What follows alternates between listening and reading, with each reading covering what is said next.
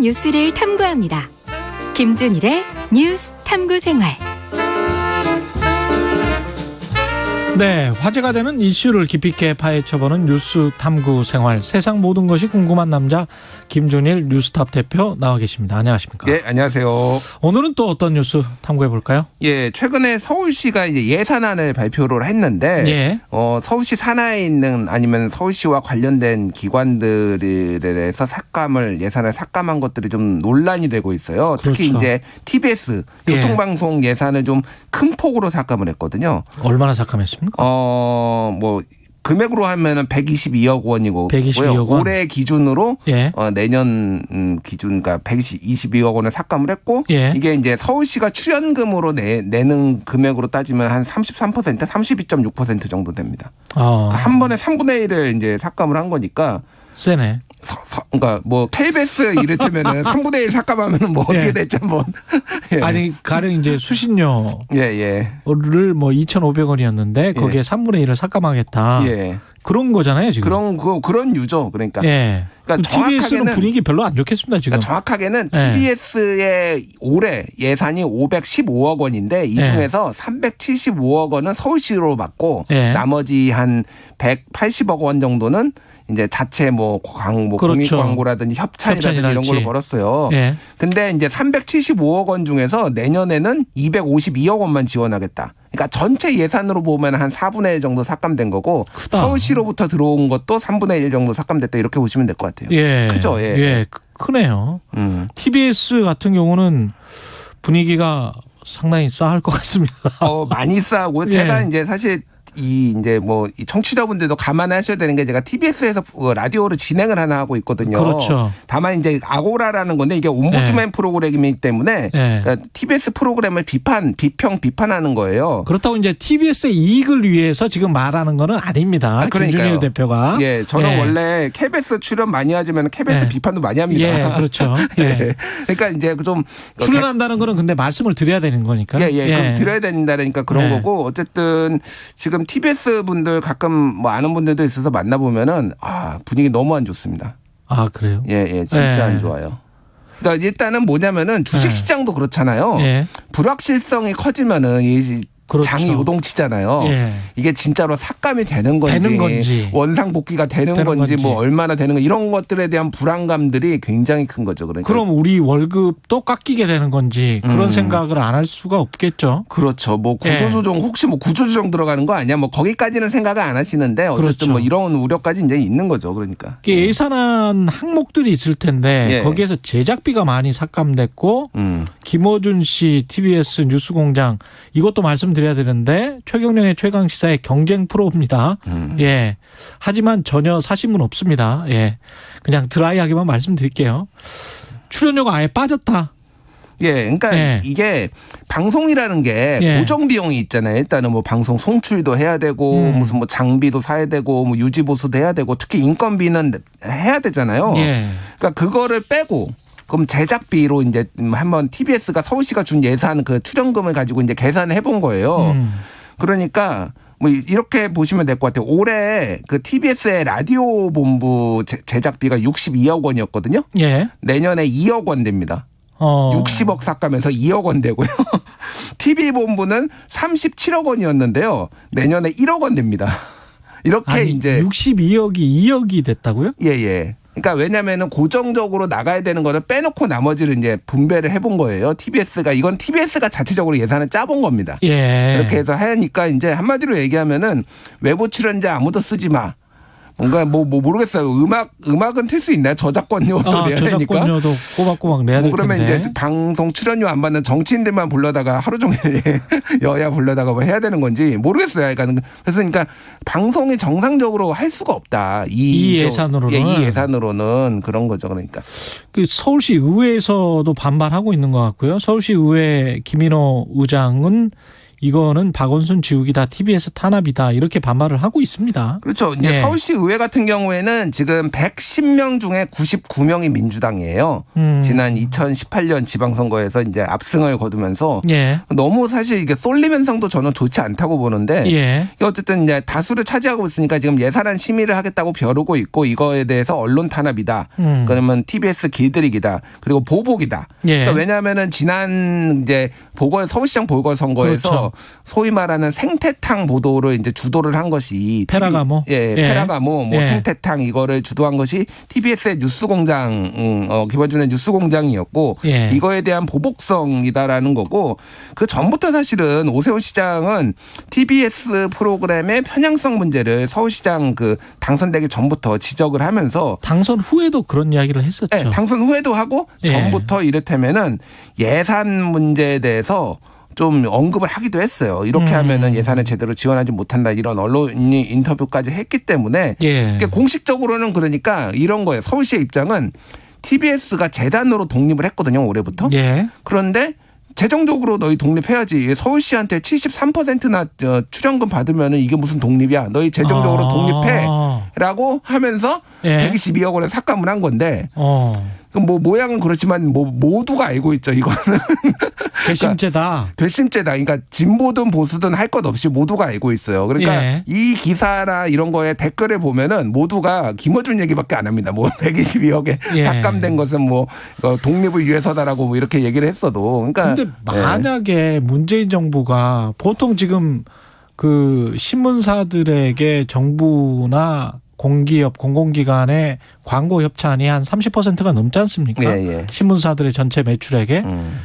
그걸 조중동만 콕 찍어서 보도를 마음에 들지 않는다. 보도가 마음에 들지 않는다. 불공정하다. 근데 정부 광고 협찬이 나가는 거는 부당하다. 국민 세금인데. 그래서 당신들은 30% 정도의 매출액을 다 삭감. 이렇게 하면 그러면 국민들이 어떻게 생각할까요? 그래서 지금 그 댓글 기사 댓글에는 야 보수 니네가 먼저 시작했어. 야 조중동 삭감하자 운동을 벌이자 뭐 이런 게 막 댓글이 달리고 있어요. 근데 그럴 수는 없잖아요. 그러면 안 되죠. 그러면 안 되죠. 그럴 수는 그러니까. 없는 거 아니에요. 그래서 일단 그 서울시 측에서 얘기한 어떤 뭐 재정 자립도 문제 너무 과도하게 서울시에 이제 그 재정에 의립하고 있다 출연금에 의존하고 있다라는 거는 틀린 지적은 아니거든요. 그렇죠. 그러니까 그 문제를 근데 좀 단계적으로 예를 들면 다변화시킬 수 있도록 시간을 좀 주면 되잖아요. 그러니까요. 근데 이거를 서울시 그때 예산안 발표하면서 충격요법이 필요하다 이렇게 발표를 했거든요. 충격요법이 필요하다. 충격은 받았어요 지금 확실히. 근데 이게 이제 그래서 김어준 씨도 방송에서 여러 번 그 뉴스공장에서 여러 번 얘기를 했어요. 예를 들면 어저께도 이제 얘기를 했습니다. 라디오 청취율 1위 했다라면서 좀 자랑을 하면서 그러면서 축하드립니다. 근데 이거는 네 폐활량을 늘려주기 위해서 산소 공급부터 중단하겠다는 논리다. 뭐 이런 주장으로 뭐 이제 앞부분에 폐활량을 늘려주기 위해서 산소 공급부터 중단하겠다. 상업 광고를 허용하면 TBS 입장에서는 사실은 돈은 더 많이 벌 수 있는 거 아니에요? 그렇죠. 그러니까 김어준 씨가 그래서 오세훈 서울시장한테 한번 출연 좀 해달라라고 하면서 상업 광고 좀 하게 해달라라고 오세훈 시장한테 호소를 했는데 잘못 호소를 한 거죠. 그거는 방통위 소관입니다. 그렇죠. 그렇죠. 엉뚱한데 호소를 했는데 방통위에서도 고민이 많죠. 사실 그 이강택 대표를 비롯해서 굉장히 오랫동안 상업 광고를 뚫어보기 위해서 지금은 지자체 광고랄지 공공기관 광고만 나가고 있는 거잖아요. 그러니까 지자체 공공기관 광고가 사실은 많이 붙었어요. 그래서 김어준의 뉴스공장에 이제 특히 많이 붙었는데 그거로 가지고는 한계가 있다라고 이제 보는 거죠. 게다가 그래서 그게 법적으로 좀 낮아요. 일반적인 자본주의 시장의 시장 경제상의 광고 단가보다는 훨씬 낮게 받을 수밖에 없을 겁니다, 아마. 특히 이제 경기도가 많이 했습니다. TBS에.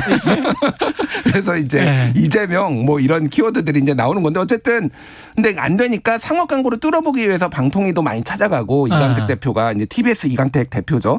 근데 이제 두 가지가 있는 거죠. 하나는 공영방송이 상업 광고를 하는 것에 대한 어떤 여론의 부담감. 하나는 경쟁사들의 반발. 그게 뭐 예를 들면 KBS 뭐 아니 KBS는 원래 KBS 일라디오는 없지만 뭐 다른 방송도 있고 뭐 이를테면은 뭐 MBC 뭐 CBS 뭐 이런 데에서 이제 적극적으로 반발을 하니까 이게 왜냐면 파이가 줄어들으니까. 그렇죠. 어쨌든 뭐 청취율 어찌됐든 1위면은 이게 상업 광고 시장에서 그만큼 그 포식자가 될 수 있죠. 잘못하면.